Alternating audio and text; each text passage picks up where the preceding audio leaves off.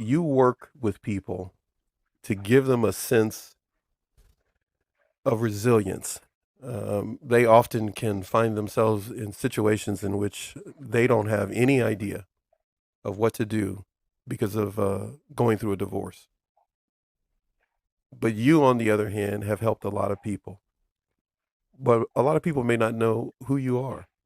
They may have no idea of who you are. Uh, Tell everybody who you are.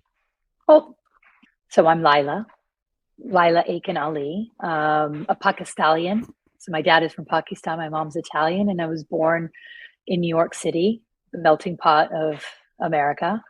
And who am I? So I've been someone who, at this tender age, in the 40s, somewhere in the 40s, I won't dwell any further. I've learned that a lot of the things that I thought were going to happen or I constructed my life to look like often didn't turn out the way that they were supposed Hmm. to. Hmm. And I think one of the biggest lessons in that was my divorce, my own divorce, and that story that I had before and during and after it, right? So I think with a lot of, you know, I would say self realizations, a journey through my own mind and my heart and my life itself and where I came from and where I was going, and understanding all of that, I've learned a lot, and I realized that could I've done things a little differently? Maybe for sure, but I do know that life doesn't have to be painful. Hmm.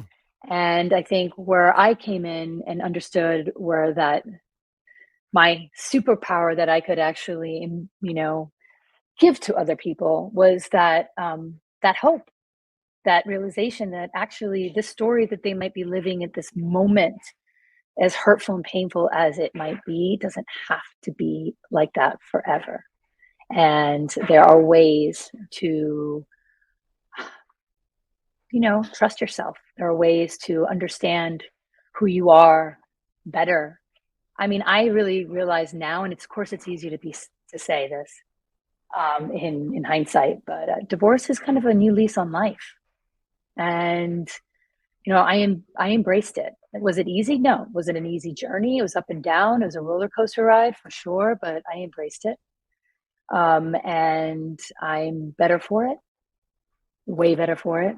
I've got a lot of intel, information, and thoughts to share for sure. I don't hold those back. Um, and as I said before with you, and we have had our conversations, I just Hmm. hope that it helps people and it helps guide Yeah. people through their own journey.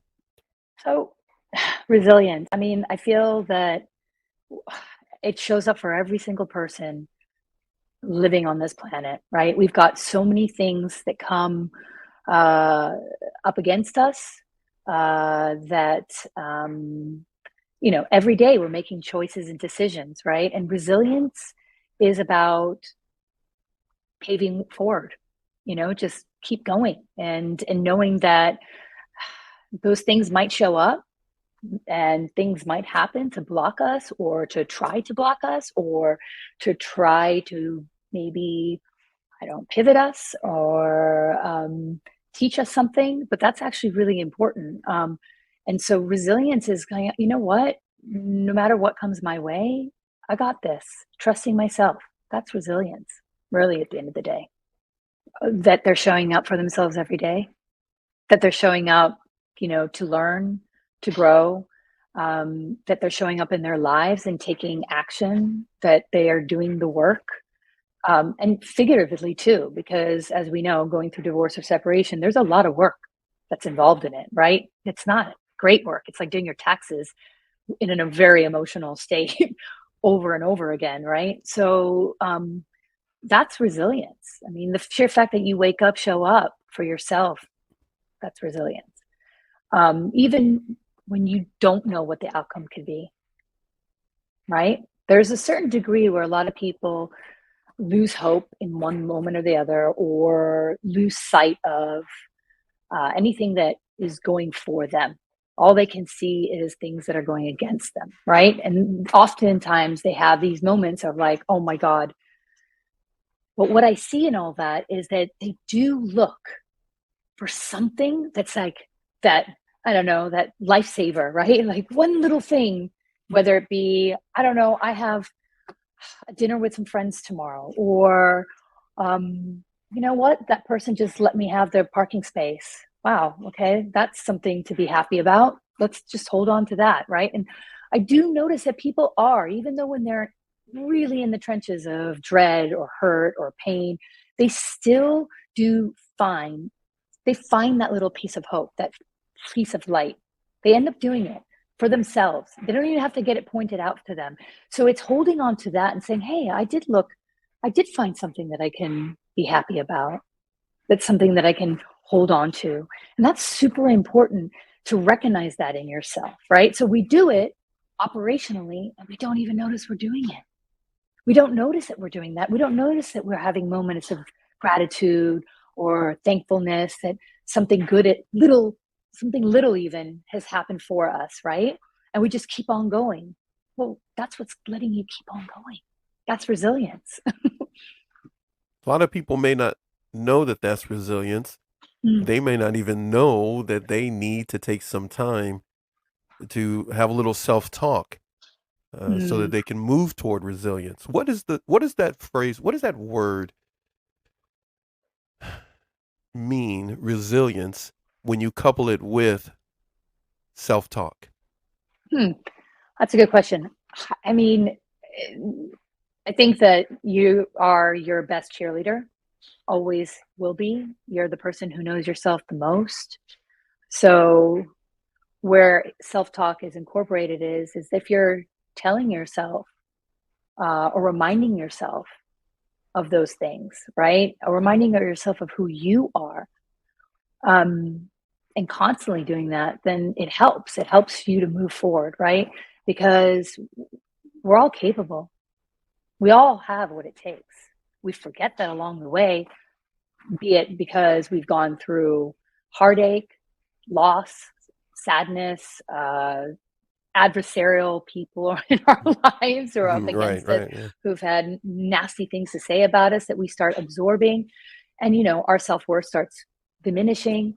So it's finding that one little thing, and I mean this and I say it a lot, like, ask yourself, what is one thing I'm good at? I know one thing I'm good at. Like, I could say I can make a mean pasta, and I would always go to that. I'm like, all right, well, I'm really good at Uh, making some pasta. I'm Some coming to good your old house. Italian tomato sauce, original pasta, right? But if I can't find anything because I'm feeling so crappy about myself, there is one thing, and it doesn't have to be an emotional tie. It could be literally a skill, something like, hey, Mhm, I'm good at fast walking. I'm good at mhm. running. I'm good at this, whatever it is, start there. Because I guarantee if you start with one thing that you're good at, it will multiply to two, and then it will go to three, and then it will go to four. And you start opening those gates. It's like anything. It's like, what's the rule of thumb of creating a habit? Well, Mhm. you start small, right? You do one thing, and then that you do it again. Or when you do it again, right? Or, I don't want to work out. Well, you start with 5 minutes of a workout, and then that 5 minutes turns into 10, and that 10 minutes turns into 15. It's the same thing about telling yourself, reminding yourself of what you're good at. Trust me. Yeah. But And go ahead, yeah. please. Go ahead. No, self-talk. And it's, there's so much more to self-talk because I like to say that, okay, so connecting the dots, right? It starts with, all right, finding that one thing you're good at or something that you're proud of about yourself, right? And it doesn't have to tie into the situation you're in, what you're going through. And that's something to also remind yourself is that when you do go down the path of self-talk, you are, you know, it's not contrived because no one, when you talk from a place that you don't believe in, then it doesn't do anything for you. And that's why I always say it's like, do something that's realistic, right?